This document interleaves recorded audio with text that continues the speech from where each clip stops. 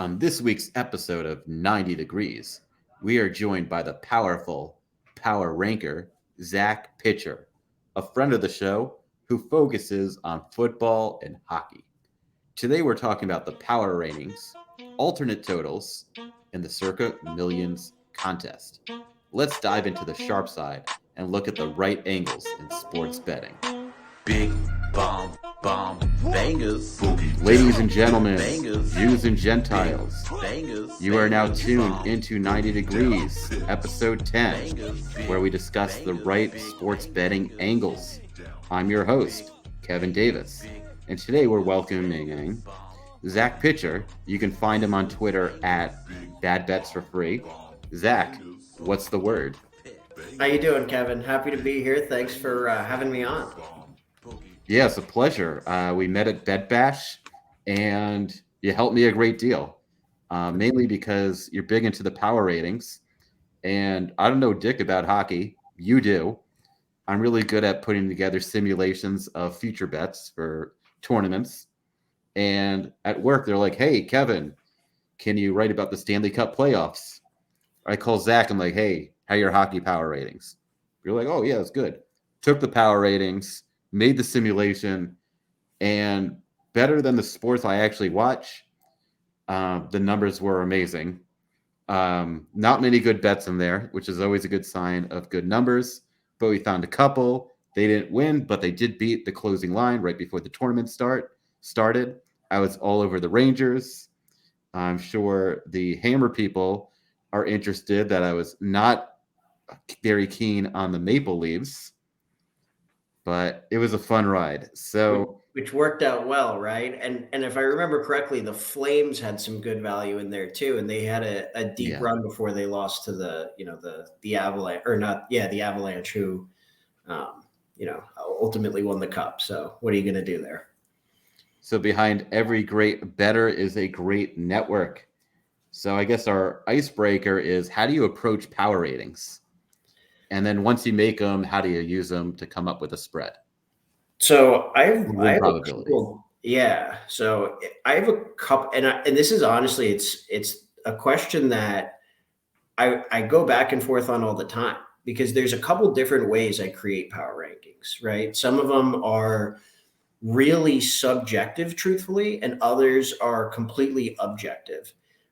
In the sense where I'll do, I guess the two methods that I primarily use are I'll look at different stats to sharpen up my subjective opinions and like say, hey, category 1 to 5, I'll use the NHL for example. Hey, if I think goaltending is 40% of a team's value, and then 5-on-5 performance is 30%, and then you have another 30% that's special teams, right? Which probably isn't accurate, but I can sit there and say, I'm going to grade each goaltending, and I can look at different stats and say this team is a 4.8 out of 5 or a 4.7 out of 5, and kind of go down different categories doing that. And then the other way I'll do it, and I use this more in football, is I'll create essentially a formula with different measurements, and I'll try to grade different aspects of a team with each formula. So like I have a certain formula where I grade offensive line play, and then another one where I grade quarterback play, and then secondary play, and then front seven play, and then special teams, and then try to aggregate some stats. And this is the hardest thing to do in this method in coaching, right? Because it's so hard how do you grade coaching objectively? But use things like penalties, first downs through penalties, first downs given up through penalties, and then kind of mix in some special team stuff there. And then really just, kind of aggregate all those different metrics into a power ranking, and then try to, run a regression where I have everything kind of standardized along a bell curve. So that's pretty much what I try to do in football the most, and that's where I've had my most success. In hockey, I'm not quite that sophisticated yet, and to scrape all that data, as I know you know very well, is a ton of work. Whereas on the football side, I pay to access kind of scraped and cleaned up data, so I can just go in and automate that process. Yeah, they definitely make the data hard to scrape because they want you on the website rather than taking what's on the web page and not using the site. Yeah, just living in Excel, right? Exactly. So now, like, you definitely use a mix of a lot of bottom up. You're Mhm. not taking someone's like own numbers and then fleshing them out to yours. You're just taking the stats, using some trial and error, some qualitative and some quantitative work, and coming up with a number. How much tinkering is involved with your power ratings? I mean, every week I probably spend, at least especially now in football season, I probably spend 10 hours a week just messing with my grading system, right? And those different formulas. And then I spend a lot of time watching film.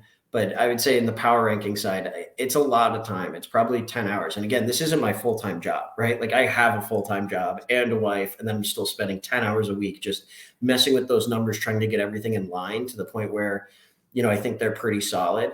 And then, I'm working on creating some sort of feedback loop, through regression to determine whether or not these are any good, if these power rankings are useful at all. But I'm not quite there yet, truthfully. Yeah, I mean, it's definitely incredible. Now, do you ever track your own power ratings against some of the major ones to see how the major people are doing against you? For sure. And I think the one thing, and like the people who are really good at this typically don't give out their power rankings. So it's easy to like tracking against like ESPN or Pro Football Focus. Um, and the one thing I'll notice pretty consistently is I win-loss record means a lot less to me, right? Like some of those public power rankings, they're really focused on what's your win record, what's your loss record. I think like the New York Giants is the perfect example of that, where all year long, like you just see them climbing power rankings, and I'm like, yeah, they're still a bottom third team. Like at their best, you could say they're middle of the pack, but I remember at one point, like ESPN had them as a top 8 team for 2 weeks in a row, and that's just not the case. I think that's not grounded in Even in their reality. FPI or their subjective power ratings? Um, the what do you mean FPI? The Football Power Index? Is that what they call it for Oh, NFL? I know they call it that for college. yeah, yeah. No, I get what you're saying. Yeah, I mean, um, the typically I'm more referring to like my objective, like, hey, I built this algorithm that's supposed to Yeah. tell me how good a team is, and comparing that to whatever ESPN says or some of the other public, entities, Bleacher Report, right? I don't know if I should be shouting out any of these people. We can just bleep them out. The four-letter network. They're not any good anyway. So yeah, I would say they're definitely different. I mean, ESPN's college numbers have been good in the past. Yeah, But I you should mean, never. I never look at like the lists that don't have the numbers. The lists are like the clickbait stories. They're not like the nitty gritty numbers. right. Yeah, I mean, I think anyone can have good rankings, right? Just because it's quote unquote public doesn't mean it's necessarily wrong. I think, if you're too much in line with publicly, again, to public, what does that word even mean? But public power rankings, you're not going to have any edge. So you want to see some sort of discrepancy, but you also don't want to be too far off the market, I think. So it's a fine line, like using power rankings.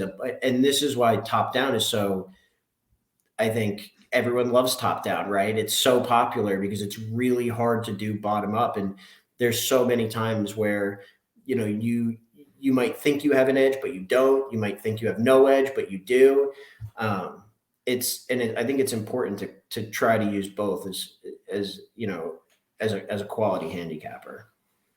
And I'm sure that once you have the NFL power ratings and you come with a spread, you definitely do some manual adjustments for the key numbers. For sure, definitely for key numbers, and for key aspects, right? So, like your power rankings might not account for, like the Colts are a good example. Like the power rankings are skewed by a lack of Jonathan Taylor and an infusion of Sam Ellinger, right? So you could have all these great power rankings, but then you have to adjust. And then, yeah, you're sitting there and you certainly have to adjust for key numbers as well. The Colts, for example, are like a huge minefield this season, and it's just especially hard with the small data that you have for football. Yeah, especially in the NFL, right? Like it's such a short season. I think, yeah, and I don't do too much college. I think we've talked about that in the past, but yeah, the NFL is tricky, and there's so much turnover year to year with coaching staffs, quarterback situations. I mean, especially in the last few years, it's definitely, you could look at 2-3 years in the past. That's why I like doing the objective power rankings, though, because you can, and the way I try to like see if they're any good, right now. And this is eventually, again, I'd like to refine this process, but I'll take a set of power rankings and then run them through seasons 3, 4, 5 years ago and see which teams rank well. And you already know the outcome of those games. So you're sitting there and you're like, well, these were playoff teams. Did they grade well? And then like, oh, well, this team was dangerous all year, but did they grade well? So that's kind of one thing that I try to do to help. I wouldn't say solve for it, but at least kind of mitigate some of the risk there of not having a big sample size. But it is still a lot of just subjective handicapping and guesswork.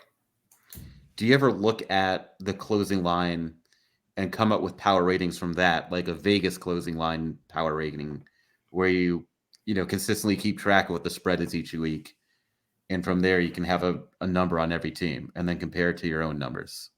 I definitely track which teams my power rankings are grading accurately, right? So like if a team, like I for at one point I couldn't get the Chiefs right to save my life, but I was all over the Lions. You know what I mean? When I had an edge on the Lions, it moved towards them, and when I didn't, it moved away.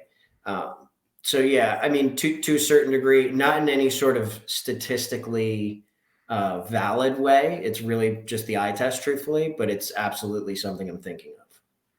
Now, when there's like an injury announced and the spread changes, do you keep track of how much it moved for if you need to put a point number on the player's impact on the spread? I don't. I probably should. Um, I think, and like this is probably where my handicap in the NFL is different than people who are probably uh, better than me at it. I like to kind of fade injury news. You know what I mean? If I see, like, in my opinion, the only position in football that's worth more than 1 point in an injury is the quarterback, right? So when I see like if Miles Garrett is out for the Browns and it moves a point and a half, I'm like, well, I think that's an overreaction. So maybe now I want to look the other way. And you're still using your power rankings, but you can't rely 100% on power rankings, right? You have to involve other components, I think. What if it's like a combination of like position group people? Then wouldn't it be worth more than point? Like if it's several offensive linemen or backups, and you know Yeah, that. the cluster injury discussion, right? For sure. Yeah, I think cluster injuries are definitely a big part of, um, just trying to figure out what to do when you're looking at a game. There, it's certainly more important. Like especially if in it, that's when matchups come into play, right? So if you're looking at a team, let's say they're playing, I don't know, the Lions, right? And that team that the Lions are playing are missing 2, 3 players in their front seven. Well, the Lions can run the football a little bit, right? That's dangerous. So I don't just blindly say, "Hey, this cluster injury, now we need to downgrade it significantly." It becomes more of a conversation about, okay, is missing these players a big deal based on what the team they're playing does well? So offensive, I guess the only exception to that is offensive line, the one you mentioned. Offensive linemen, there's not a lot of depth in the NFL, right? Backups are not starters for a reason, and it falls off quickly. And I think teams will attack offensive linemen more than other positions for whatever reason. Like you could have a fill-in cornerback or a fill-in safety, and you just don't see teams attack them as much as you might think. They just kind of play their offense. But when you see backup offensive linemen in, teams absolutely attack those players, run stunts, and especially in a cluster situation, you're going to see stunts and twists and pressure and a lot of like dog blitzes. You're going to see a lot of different things, right? At least that's in my opinion, which I'm sure other people would disagree. Well, that's why we have opinions. And then you bet them out, and then you see how they do. Because that's why sports betting is great compared to most other fields. Because if your opinion's wrong, you're going to know it pretty quickly by the money you lose. Yes. Yeah. Whereas if it's like other professions, if your opinion's wrong, you can get promoted because you're good at getting people to agree with you. You could just keep sliding along. Yeah, 100%. And we all know there's people. And then there's people like me that are right frequently when it's unpopular. And then even when we're proven right, they're like, why are we going to listen to this putz? Yeah. But that's life. I think you should give yourself more credit than that, my friend. But I get where you're coming from. I mean, the guy who said that the earth wasn't flat got executed for it. Yeah. And the earth wasn't the center of the universe or even our solar system, right? I mean, that's the way it goes. And then I guess I could say is outside of sports betting, it's possible to lose when you're right. Yeah, for sure. And in sports betting, if you're right, you're right. Although, and you've had this conversation a couple different times on this podcast, sometimes you can be right and be wrong if you win the bet, but you lose closing line value, right? So that's, I guess the exception to the rule in sports betting. Yeah, or if there's like a correlated prop market, that is a better EV than what you're betting already. Right. Yeah. Like in terms of, okay, you have an angle, you figured out what you're going to bet, and then you bet it the wrong way. Yes. Which happens more frequently than I would like to admit, but it does happen. Now, do you ever attack these NFL or NHL prop markets based on the data you have? Yeah, I like to do a lot of alternate spreads, both in hockey and in the NFL. Like if I have and I'm gonna probably bite. We'll watch this back and laugh if this is horribly wrong. I have the Jaguars this week as a pretty good team to attack on an alternate spread. I know they're on the road. I think they're a much better team than the Lions, and I think that line is a little bit off. Which again, if you're top down, you would never say that. The market's always right, but I have taken in a couple different circumstances like Jags -3.5, right? Where you move the line in the opposite way to get a big plus number. And I'll do it all the time in hockey, where especially on the puck line, I'll do an alternate puck line if I think the wrong team's favored. And then I'll sit there and say, okay, now instead of laying, call it a +140, +135 money line, I'll take -1.5 and I'll be getting close to +300. And those have been pretty good for me. And again, it's more than just power rankings. There's a lot that goes into that, but I definitely try to use my power rankings to attack some of those alternate spreads. And then from player props, probably not as much, just because I do more aggregated team-based things, but I definitely get after the alternate spreads. Yeah, these alternate spreads in the NFL can be kind of tricky because, I'm finding less and less value, but I am finding more and more value on getting the juicy ones. Like you get a -200 alternate spread. Yeah. Oh, so you go the other way where instead of trying to get a plus number, you want to grab. Yeah. And that's definitely another way to do it. I probably do that less. I've done it a couple times this season. But yeah, that's definitely another way to do it. Especially CFL. Like those alt lines are terribly priced. Well, you're the king of CFL, Kevin. So I can't even, all I know is the Saskatchewan Roughriders. Go Roughriders. That's right. That's going to be another episode I wear my Saskatchewan Roughriders hat. Love that. This is Seattle Pilots. That was before they were the Milwaukee Brewers. They played in Seattle for a year, and then Bud Selig bought them. How about that? I almost guessed you were wearing a Saskatchewan hat, but I was like, no, that's too easy. He wouldn't do that. Yes, Saskatchewan's all about the green.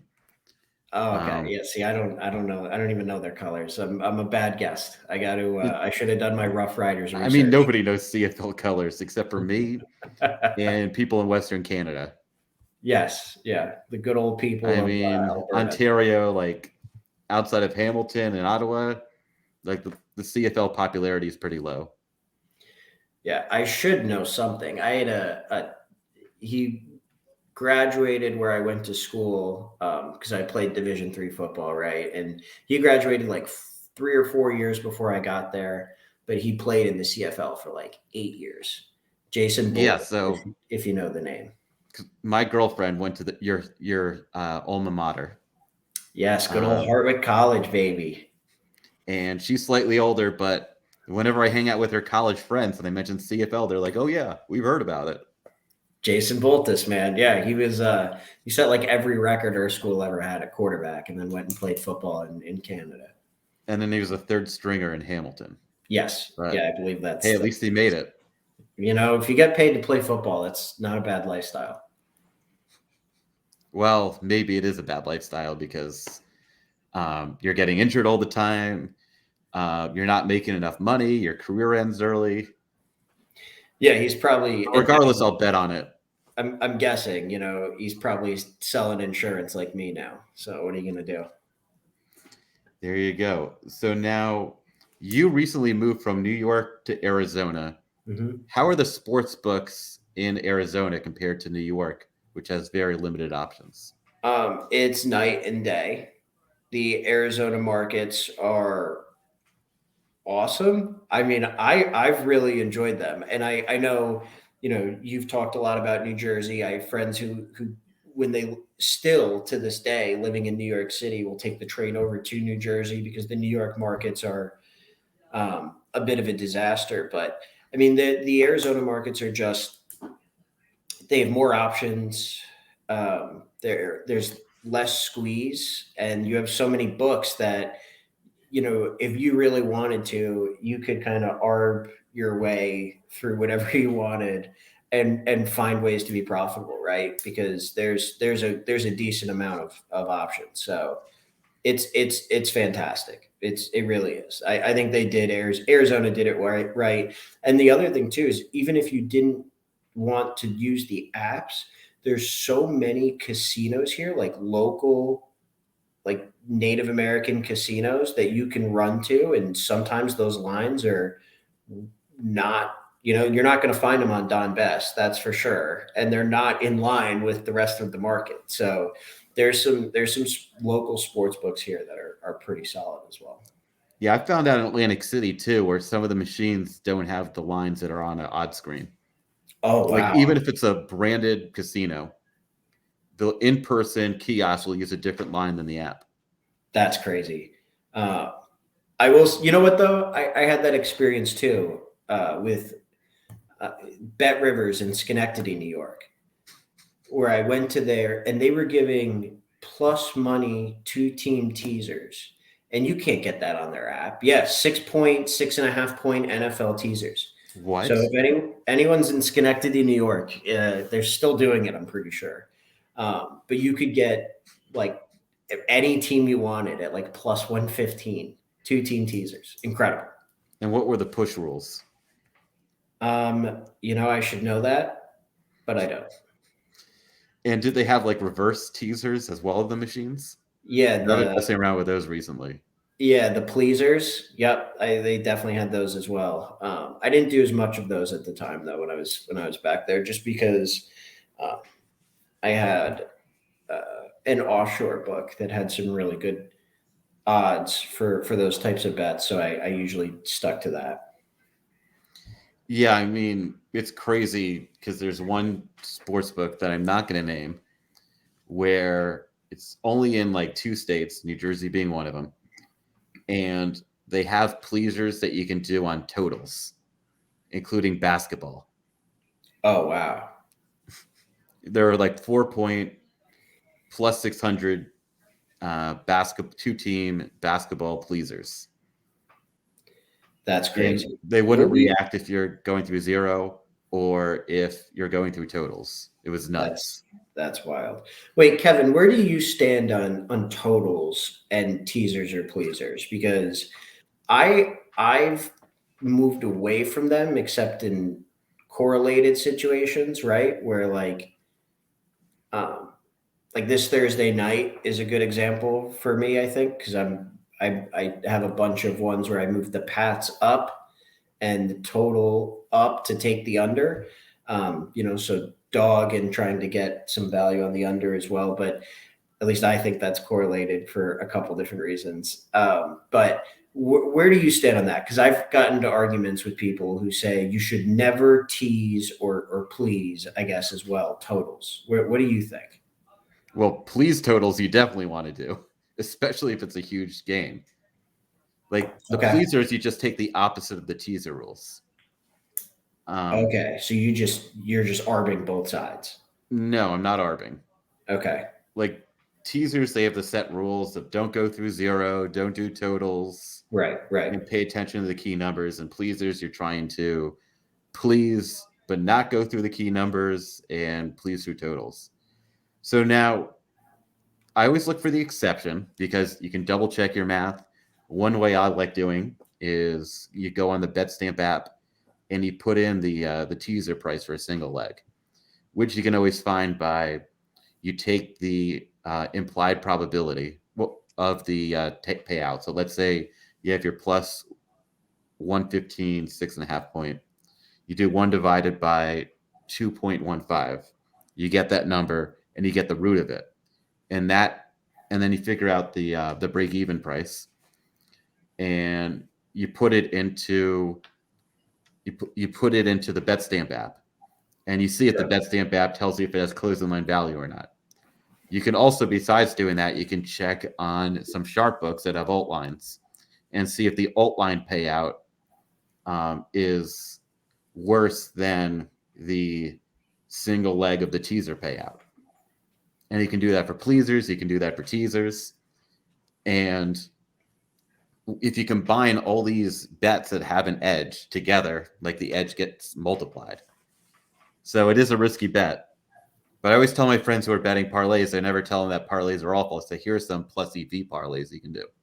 Do it this way instead. Yeah, I like that. Because I'm not going to, because they want the thrill of having like a big bet where they put a little money down and they win a bunch. And like one of these guys, I mentioned him on a previous episode, he's a real estate developer and he had like a $30 11 leg parlay. And I was with him when it hit and it paid 19,000. Yep. And he was asking me, "Oh, do I have to worry about getting banned?" I'm like, "No, they're going to make you a VIP." Yeah, they want your action all day long. They want that 19K back. So like, I'm pleading with him, and I'm like, "We got to get you a VIP at all these sports books, and just have you put nothing but plus EV parlays in, because they'll keep giving you promos, especially if you have like parlays that are beating and closing line on every leg." Yep. Or most of the legs, or if you're doing these pleaser and teasers, like, and they won't look the other way with this guy's profession because they're going to think, oh, this is a guy with a lot of money who's not very smart. Sure. So, did he do it? Not yet. I'm working on it. I'm also like trying to pitch him into making it like a Netflix series where we do how I made $1 million betting on sports in a year. That's amazing. I love that. But I don't even know if like $1 million would be enough to tempt him. That's crazy. Yeah, it'd be if not, maybe we'll just get him on the pod and he'll talk about what he does. He'll talk about his exact score parlays. That's fantastic. And then people will have to, for the caller in or people who write in, they'll have to, urge him on in the right direction to get out there, get some VIP money and do the promo circus. Cause those promo money bonuses, man, kind of change the game if you can get into them in the right way. Yeah, I got spoiled being in New Jersey early on, but now the promos are not what they used to be. Yeah, which made sense because how do you make money as a business just giving away money? Yeah, and I think I always wondered, and this is a little nerdy, but from an accounting perspective, how do you, like when you're doing deposit matches, they have to have all that money on hand, right? Otherwise, Yeah. they're just printing money out of thin air, essentially. I mean, it has to be their money that they're putting up for these like risk-free bets. Otherwise, they're just literally like in a negative deficit if people were win, and they're obviously just counting on the fact that people will lose and they're going to make their money because it's a sports book, right? But you know what I'm talking about? Like when they're giving you these matches and all these like, you know, deposit bonuses and risk-free bets, and you know, where's that money coming from unless they have it legitimately in a bank account? Otherwise, they're just printing fake money and leveraging themselves in a I negative mean, that would position. be a huge scandal if a regulated sports book gets caught writing bets they can't pay out. That's a good point. Yeah. I guess that's the whole point of regulation, right? They have to have that money on hand. I mean, I think the whole point of regulation was so the government can make the money that people are already betting. And supposedly for consumer protection, but I don't know how much consumer protection there is when these big corporations are coming up with new bets that have a higher house advantage. It feels like the opposite of consumer protection. Honestly, it feels like the only people being protected are the sports books and the advertisers. I mean, they, besides the fact that everything they push, I mean, you're on gambling Twitter, it's a cesspool these days. I mean, all the influencers who are on there posting their parlays and their boosted odds, and it's all just nonsense, and that's what the books want you to bet. But then as soon as you start showing, oh, I'm going to bet responsibly, look at the math, understand what I'm doing, and be good at it, they kick you out. And you know, their idea of, oh, bet responsibly is, you know, create a budget, which, you know, bankroll management is obviously incredibly important, but it's just so disingenuous, and they're not held accountable in any way. It'll be interesting to see how that changes in the next couple of years, but that's why my Twitter's bad bets for free.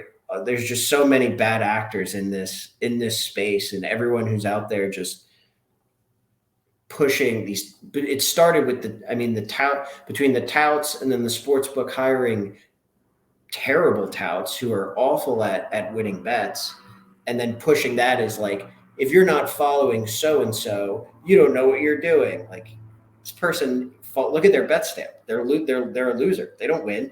You know what I mean? It's a tough I mean, sled. technically, I'm working for the sports book because I work for thegameday.com. And you read my articles and you say, oh, wow, he's right. And you click the link to my favorite pick and you sign up for the book. I mean, I'm Yeah, helping the sports books get customers.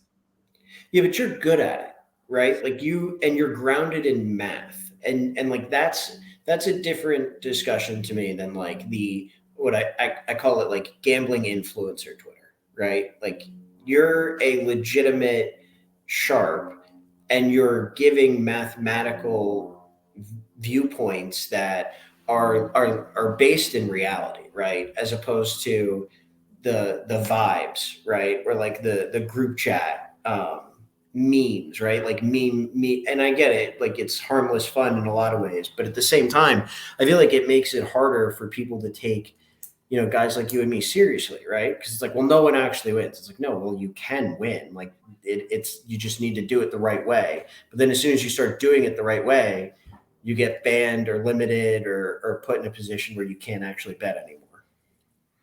Yeah. I mean, like the gamblers you see on the TV or the Twitter, they're all about like being good looking or being around other people that are good looking and having luxury items. Yep. And then most of the sharps I know, um, don't like to talk about themselves being sharp because they're worried about they're not sharp enough, that they don't belong in the space. Yeah, I mean I have that insecurity all the time, that it's like, have I just been getting lucky? You know what I mean? It, especially being a bottom up modeler, right? Like for the most part, right? Because the top down stuff, if you're disciplined about it and you grind and you scrape, like, you know, you're not getting lucky, right? Like you're following a process. When you're going bottom up, I have that insecurity all the time. I'm like, are these numbers nonsense? Like, do I even know what I'm talking about? Do I have any idea what's going on? Um, but, and like the other, and this is a little off topic, so I feel free to cut this from the pod, but like even this year in the Circa contest, I'm sitting here and I'm like, man, I'm getting my ass kicked out here. And then you look at the numbers, you're like, oh, I'm hitting at 59 and 57%. That's pretty good. But it's like, in the contest, it's not even good for top 500 right now. Like it's I don't know. It's tricky, man. It's tricky. Yeah, so the contest game is something I'm getting new at because I went to the Barstool Sportsbook. They had a betting competition last year. It's called the Overs Club, where for every single over that hit, you got 2 points. You bet up to 50 a week, college or NFL. And if you're top 50, you get $300 for each week. And if you're top 100 or top 3 in your state that isn't top 100, you get invited to a tournament in person with $1 million in prizes. So my brother kept hyping it up, how it's genius that I was doing this contest because I was just betting every week. And I finally qualified and I was in it. And I had a great strategy. And the first 4 games of this contest hit. And I was like, wait a minute, how come people are ahead of me? And it turned out I didn't read the rules properly. And you can just bet on the same thing over and over again. And so if like a team is a 3-point favorite, you can bet 3 points. Then the game starts and you can bet them at 3.5. You can bet them at 4. As long as it's a different bet within a certain odd range, it counts. So you can just keep watching the game and doubling down and doing the alt lines as long as it was between minus 125 and plus 125. So I finally understood the rules. And then I caught up and I needed to finish top 10 to get 5 figures. And I was sitting between 11 and 15 the whole weekend. And finally, the in-person event comes. I'm 14th place. And I finally loaded up on the Detroit Pistons. They were up, I think, 17 points at the half. And if they held on, I would have been top 10, got a huge ass bag. And then they lost by 7. So, that was awful. Now, this weekend, Barstool Sportsbook is having a regional qualifier to this year's competition. Not as much in prizes, but in order to qualify for the regional, it was basically like a contest where if you bet a lot, you qualify. Sure. So the best way to get points were the casino. So I just did blackjack, lightning hands where you play as fast as you can, kept playing it, got a bunch of raffle tickets, and then I was like, oh, I didn't get an email from them. I guess I wasn't selected. And then suddenly I get an email, you're invited. So Philadelphia this weekend, I'm there. It's an NFL contest, the 8 games that start at 1 p.m. And now I'm looking more into contest strategy to figure out, okay, besides reading the rules, when to be contrarian, when to not be contrarian. If you are going to be contrarian or going with the crowds, how do you put the bets together? So it'll be interesting. Hopefully next episode, I'm celebrating a win because if I finish top 3, I make the national championship, which I believe is in Arizona this year. We'll hang out. I'll be your biggest supporter. I'll be right in the sports book with you. It'll be a fun day. So hopefully it all works out besides getting the small prize money, just so I can get a championship belt. That would be awesome. So now I bring all this up because you have done well in Circa Millions in the past. So explain what Circa Millions is and how you approach it and how you've done. Yeah, so Circa Millions is a high stakes ATS contest, right? So you got to pick 5 games against the spread each week in each entry. And, you got to submit all your games at the same time. So if you pick a Thursday game, like and the number is 3.5 at Circa. So I'm proud. I considered, because I feel strongly about the Patriots, right, for a couple different reasons this week. Considered taking that, but if I did that, then I have to have all my Sunday games, or if I choose Monday night, in on Thursday. So probably going to sit that out. But you submit your 5 games. Being out of state, and starting this whole thing, I was in New York, so I use a proxy. to get my picks submitted each week. And, I'm just trying to find the right 5 every week. And the right 5 doesn't always mean the 5 that I think are most likely to win, right? Because sometimes you want to, and it depends on where you are, right? Like early on, but you might want to try to fade or be contrarian to where other people are in the contest are gonna lay, especially if you think you might have an opportunity to win the other side, right? So, and that changes as the year goes on. They also have quarterly prizes. They have what they call the booby prize for last place. That's also quarterly, right? So you can enter it. There's a lot of ways to monetize these contest entries, at least with the Circa Millions. So, last year me and a good friend of mine did a ticket together, and then I did a couple on my own, and wound up with an entry at 23rd place, and then another one at 53rd, which was right outside the money because it's top 50 that got paid last year, top 100 this year, and it was like heartbreaking when you looked at the payouts this year because those 2 entries hit at 66.7% against the spread and 67.3% against the spread. So these are like insane and like unbelievable runs over the course of an NFL season, and still didn't win, right? Number one, the first place was, I think, just under 70% or just over 70. I don't recall. But you're sitting there and you're like, wow, I had these amazing all-time runs for an NFL season. And then, one of them didn't even place in the money, right? Which is just wild. And then you look at the payouts this year, the top 100, like if I get 23rd this year, it's like over 20 grand, it's like $25,000.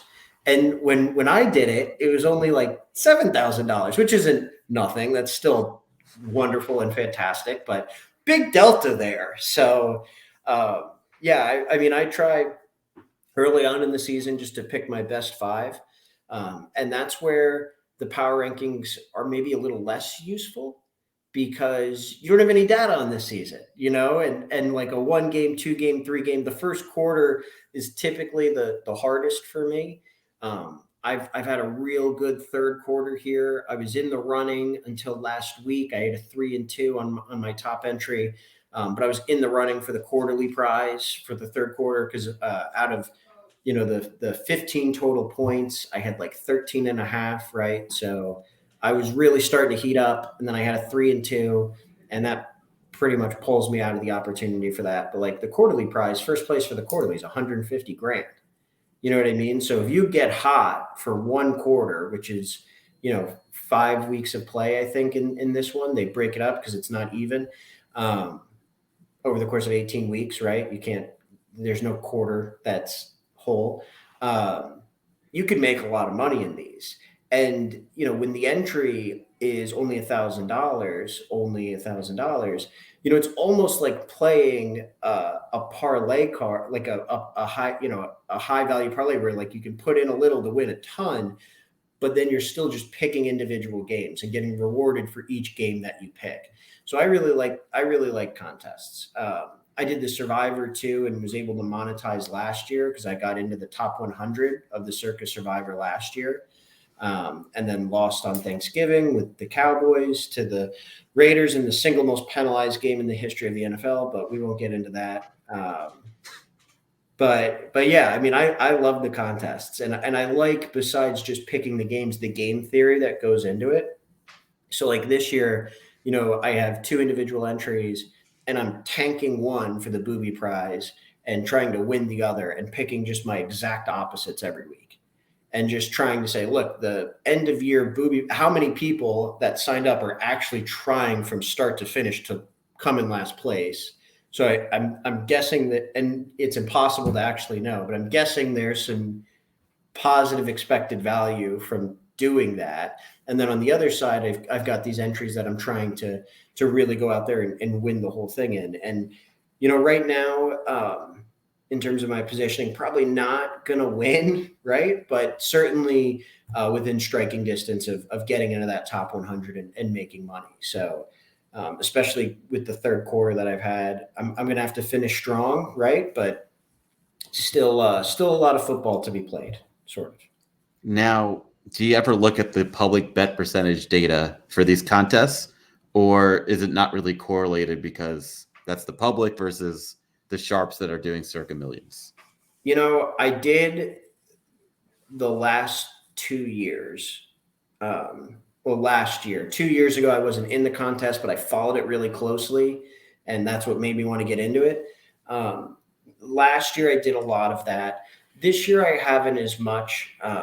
I don't really trust the bet percentages stuff. I did before, but you can look at some of these things like DraftKings loves to release their bet percentages. Oh, here's the percentage versus the handle, but I don't know, and I don't know if you care if I mention it, but like Jeff Benson phrased it perfectly.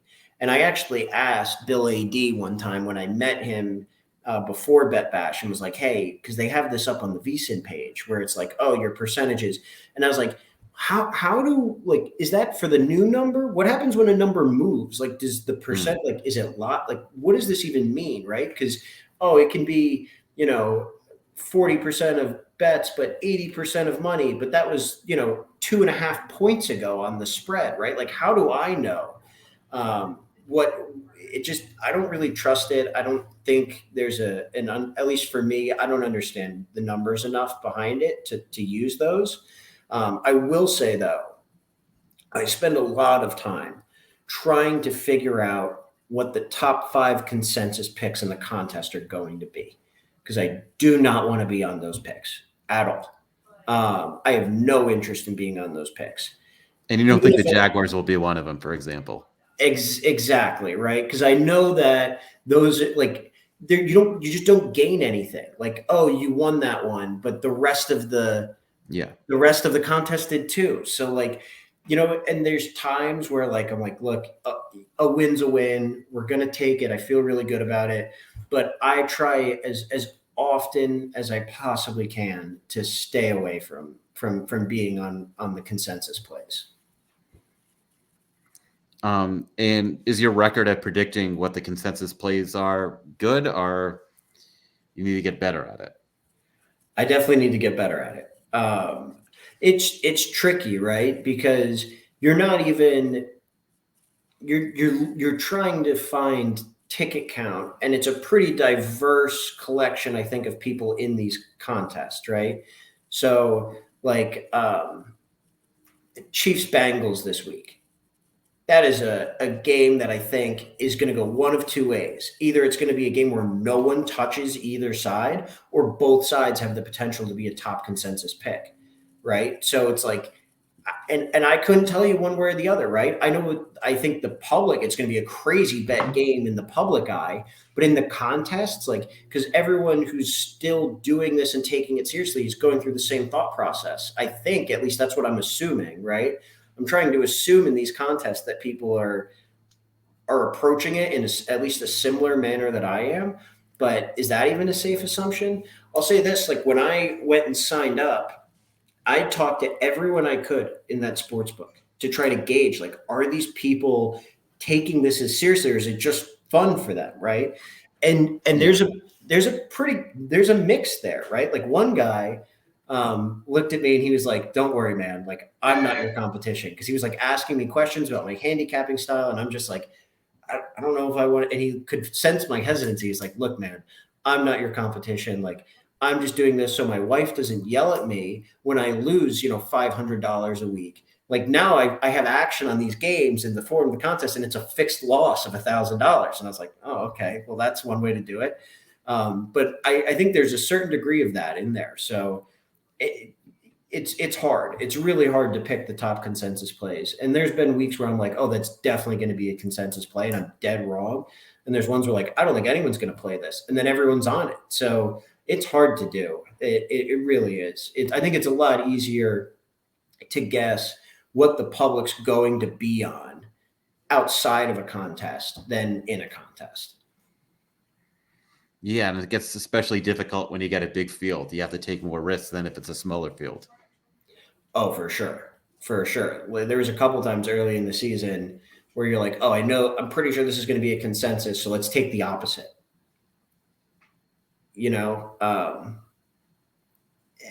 And sometimes that pays off, sometimes it doesn't. But I've done that a couple times this year. It hasn't really paid off this year. If it had, I'd be in a much better position. But that is the world of sports betting. So now tell us about this Sharps toolbox you're developing for people to come up with their own power ratings. Yeah, so Sharps Toolbox, and it's live now. It's completely free. Anyone who wants to jump on it can. There's a lot of things we want to do with it as we continue down the road, though. But we essentially created a platform where you can play around with any NFL statistic you want, right? And right now it's just team data. We have player data, which we're working on, so that you can play around with maybe for daily fantasy sports or player props or whatever you're looking to do. But it's a power ranking tool. So the vision in the future is you could go in and grade quarterbacks, running backs, wide receivers for whatever you might want to do. Right now, though, you have access to just about every stat you could possibly imagine in the NFL. And then you can combine them in any ways you want.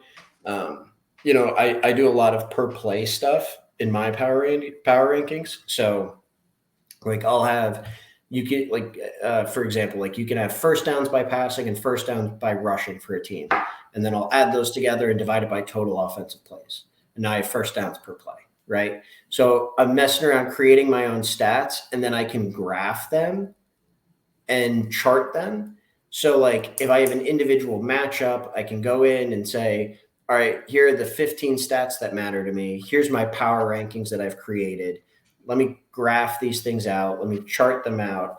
And then let me, kind of try to create a spread based off of them. Right.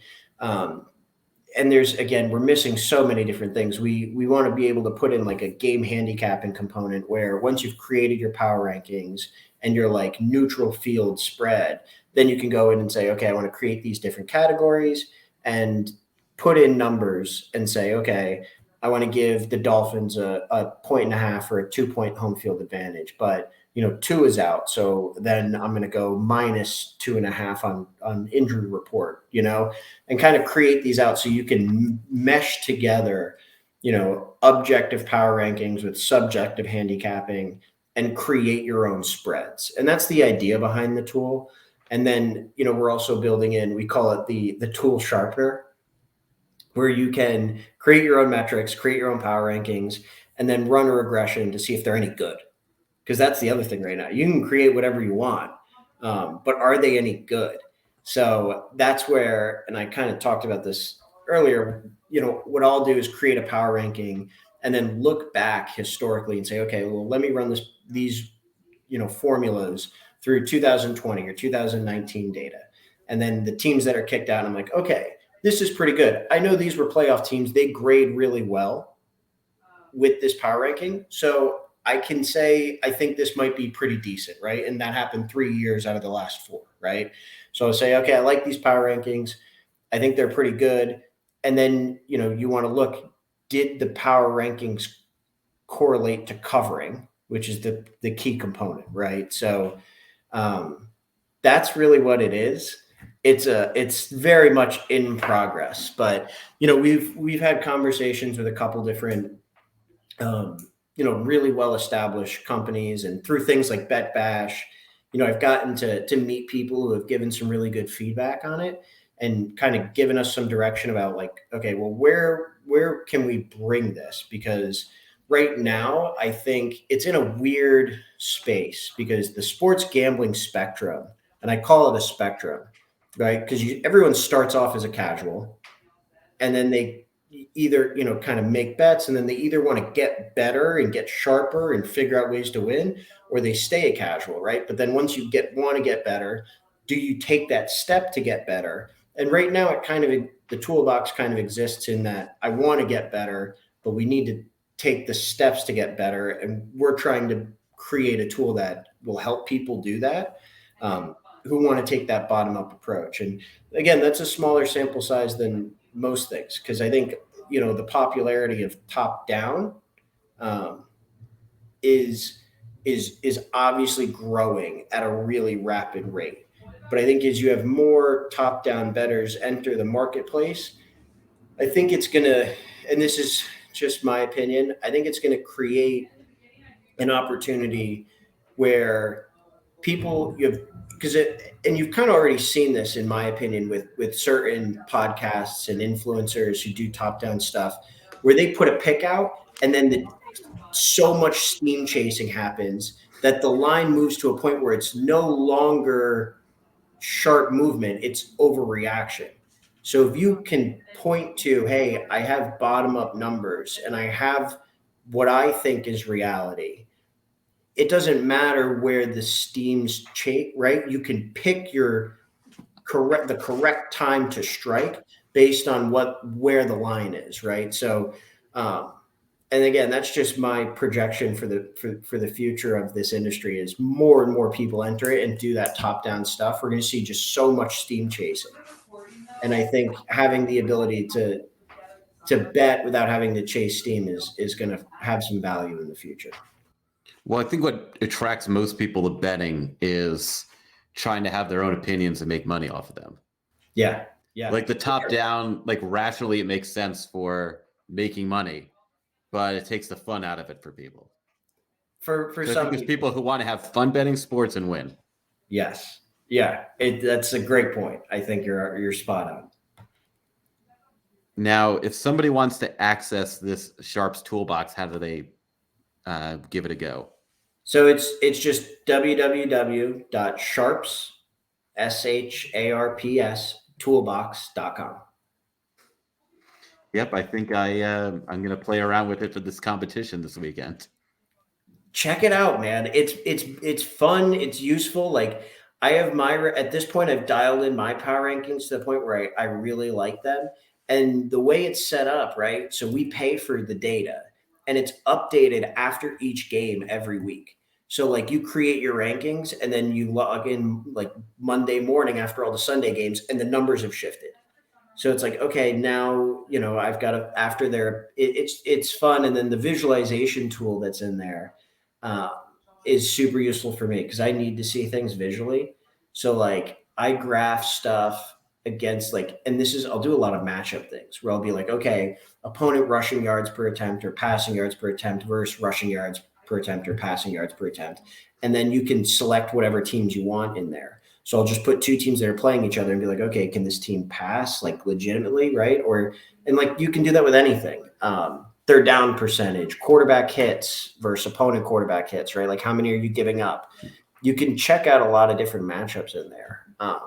And it's helpful, man. Please feel free to play around and give me any feedback you have because we are very much still in the developing stage. And you say who else is involved? I got a couple of friends. So I have one of my really great friends who's our back-end coder. And he's got just the most, he was my hockey goalie growing up. We played hockey together for years. And his name's Robert Martinez. Shout out, Rob. And he's a great human being. He joined the Navy right out of school. He was over in Italy for 3 years doing air traffic controlling, came back, taught himself how to code, is in school right now on the GI Bill. And he's been just crushing it for us, building out this product. So it's me, him, and then I got another friend who does the graphic designing of everything because I have no artistic talent at all, and neither does Rob. So, the kind of three of us pull some stuff together, and then, we have some other guys that kind of help us pay for things. All right. Do you have any last words for our audience today? Just Kevin, you're the man. Boogie down. You're the man. Best. I appreciated this conversation. Love talking to you, man. Let's catch up again soon. And yeah, it's a great pod. I've really enjoyed listening to the episodes. When you texted me, I was going through. I started at the first one and just kind of started ripping them off. And I was like, this is awesome. This is such a, and we can cut this part out, Jason. But it's so much of what like VSiN started as and is no longer. Do you know what I mean? Where like it's just genuine bet discussion and like bet theory, and it's all about like this is this is how I got really into it, right? Because when I heard people talk about betting from this type of a perspective, I was like, oh my god, this is so like analytical. And I was an econ major, so I was like, it's just like it's a market. This is awesome. I want to get into this. And now I think with the DraftKings purchase, VSiN has kind of gone to shit, but this is the content that I love to listen to. This is exactly what this is exactly what the market needs, and what people who want to get into it and want to get into it seriously need to have. So this is a great idea. I love this. 90 degrees, all the right angles, baby. Love to see it. Yeah, I mean, I really appreciate those compliments. I also appreciate the people hitting up my DMs that I don't even know to say nice things. I mean, if you want to shit talk the podcast, you can also DM me as long as it's constructive. If it's Kevin Davis, you're ugly as fuck, I mean, I'm not going to respond. Yeah. But if it's like, you know what, I like the podcast, but I don't really like what you do with this, then I'll listen. Because, any sort of gambler or advantage player of any sort needs to hear everything, needs to consider everything, need to figure out when they're wrong, if they're making the same mistakes, because they don't want to lose money because they're making the same mistakes. I certainly consider myself the little brother, this podcast, the little brother of Circles Off and Spanky's Be Better Betters. Yeah. Because I hear that, I'm like, okay, it's really changing how I think. So I'm like the next generation of podcasts per se, but without those podcasts, there wouldn't be a 90 Degrees. And now I'm on the Circles Off YouTube channel. So there you go. Well, you're the first one on video. So yeah, how about that? Look at us. You're the pioneer. You really should have thought that through better. If people have to sit through and look at me for a whole hour, they might click out and just listen to it on Spotify. I mean, if you look, there's a video done by the Game Day. Sports betting shark versus Playboy model. It's me versus a Playboy model. Models versus models. Models versus models. She talks about her own modeling and picks baseball games, and I pick models. I pick baseball games based on my own baseball statistical model. And she's like, what? Who plays there? What's going on? I use tarot cards to make my picks. I think at one point she asked, what sport is this? But, it gets shows really about funny. Variance. It shows about variance because she actually won. Yeah. Yeah. Well, baseball especially, right? You need a big sample size. So I forgot how many views it's out on YouTube right now, but I think it's at 22,000 views. That's awesome. Because obviously the Game Day has a lot of cachet. Yeah. Maybe someday this will have 20,000 views. We'll see. Fingers crossed, man. I mean, if you keep doing what you're doing, you're gonna get a lot of attention quickly, I think. Because I know, Zach. I think I need a Lambo in the background the next time. Yeah, a Lambo, and maybe I'll undo a button or something. I don't know. No, if I do an undo it button, it's got to be like a Gucci shirt. Yeah. It's got to be a pair of aviators. Yeah, 100%. 100%. Maybe one of the future episodes will be like a parody of all of the touts. Just have a big cigar in your mouth the whole time. What if we go to the aquarium and we have whales in the background? That would be amazing. And like jellyfish, but we need to get the lights correct where they're glowing in the dark. Well, on that note, great podcast, and check us out in the future because we have more great content coming. You're the best, Kevin. Thank you, man. Big bomb bangers, boogie down, bangers, big bangers, bomb, boogie down,